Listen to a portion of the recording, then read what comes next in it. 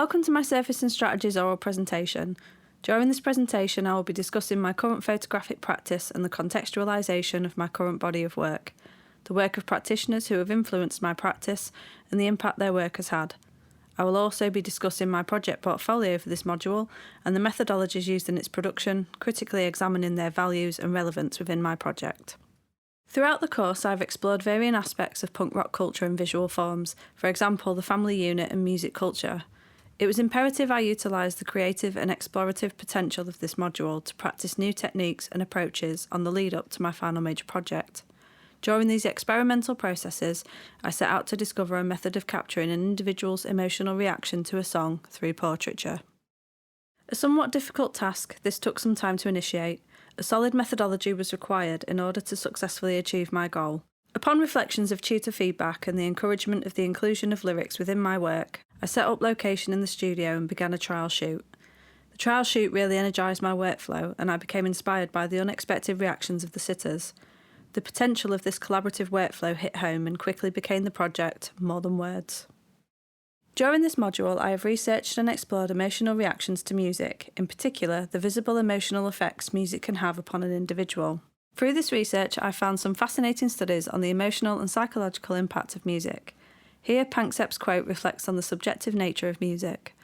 Upon reading his work in regards to the concept of emotions, or chills, as an impact of music, I began to connect my previous discussions of Barth's punctum and the reaction I personally have from the lyrical content of songs. When considering approaches to the inclusion of lyrics within my work, I began research on portrait photographers using similar strategies. Contemporary British artist Gillian Wearing in her 1992 work Signs is a fantastic example of words used as a visual document demonstrating the inner emotions of the sitter. Her aim with this work was to portray the disconnect between people's personal lives and their public everyday personas. Wearing used a busy street environment as her background and approached complete strangers, asking them to write whatever was on their minds at that moment and taking a snapshot of them holding their thoughts. The series is a social and historical document of the economic decline in Britain in the early 1990s, portraying the inner truths of people's identities, their words clearly juxtaposing their fictional public appearance. As can be seen in these, the most famous examples from her series, the sitters portray a variety of emotions, some, like the businessman in the suit and the police officer, showing unexpected, darker emotions than one would expect. Wearing's series was incredibly well received and influenced many, including advertisers and more recently the world of social media. She comments on the importance of artists finding their own unique language to communicate their message, an increasingly hard task in today's world, where online platforms have made photography, in particular, a ubiquitous communication tool to portray people's identities through their individual visual voice.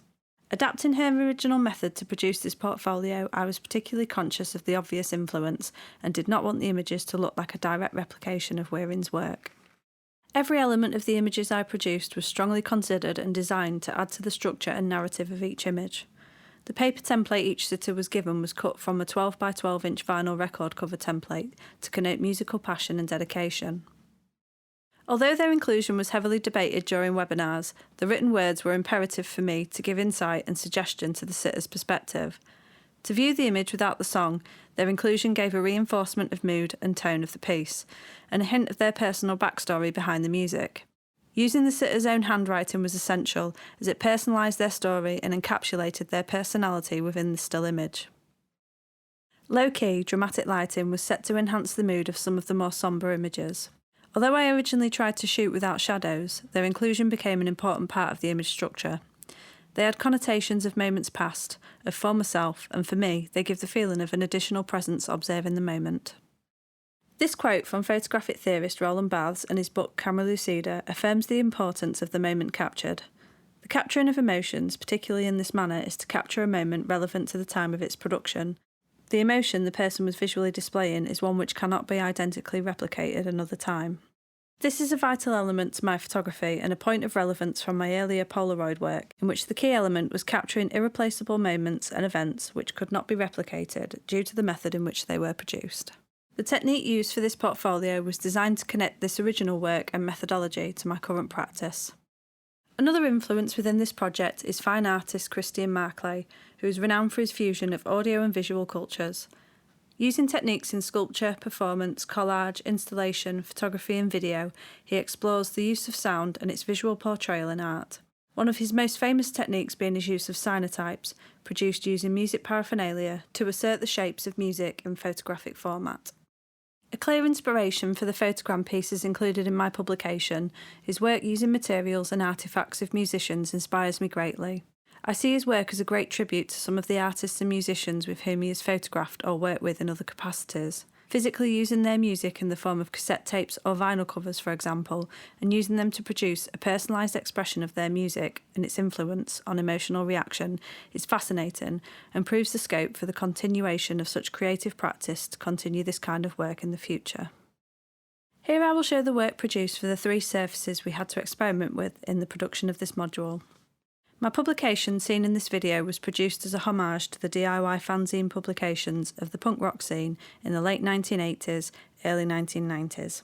Usually black and white and heavily photocopied, quite crass in their production, they set the path for fanzine culture and still continue to influence punk rock art as we know it today. A clearly more stylised version, it was imperative I included elements such as the cut and paste fashioned, one-of-a-kind booklet, to then be copied and mass-produced to fit with my original research project theme. The physical production of the piece is just as important as the final product, and the style of the production really sits with the core values of the DIY punk ethic. For me, digital zines do not have the aesthetic and experience of a hand-produced zine. The physical production communicates the passion and dedication this following has. As zines are cheap and easy to produce, my publication can reach a wider audience.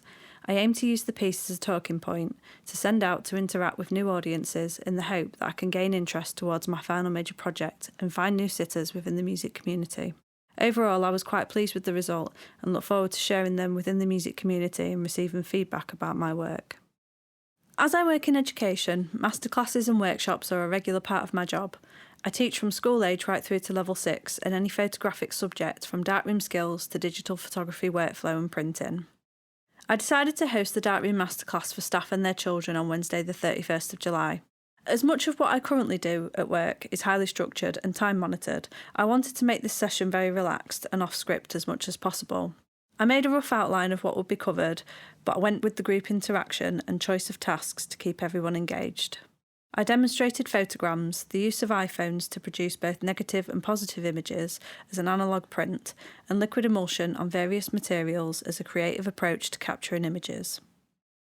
There is nothing more intimidating than peer-to-peer training, and I was really pleased I pushed myself out of my comfort zone. It was very rewarding to see people happily working and walk away with a new set of skills and a fresh approach to photography.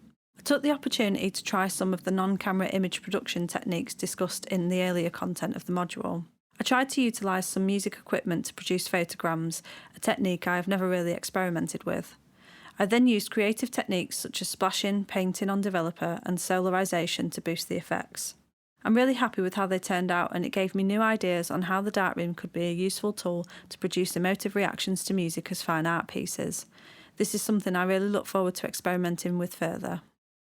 As I have vast experience with setting up exhibitions within a gallery space, I really wanted to experiment with new techniques and try a more unusual approach to displaying my work. I decided to combine the music chosen by the sitters with their emotion image as a projection slideshow to be shown in the space the images were captured. My aim behind this was to see if the viewer response alters when the song is heard. I want to see if the viewer's reaction becomes more motivated by the song or by the reaction of the image. Here you can see an example of one of the stronger images from the set. We must be mistaken. It's the same. Oh. Through all of the examples of photographic strategies during this module, the element of collaborative working resonated the most for my research project. Working with musicians and artists, documenting their work through the photographic medium is my passion, and it is vital to gain an understanding of their work and their passion in order to portray them in the most effective way. Within contemporary culture, the collaboration of visual and performing art disciplines has become standard. With the advent of music videos, visual stage displays and album artwork, the need for a visual approach for the auditory arts is almost a necessity. This project became a visual exploration of the emotional power and reaction to music. This body of work has opened up a new approach to music photography, and I believe there is scope for further progression, perhaps with a more refined technique. I look forward to receiving further feedback from the sitters and the viewers of my exhibition and hope to progress further within the world of music photography as an art form. Thank you for listening.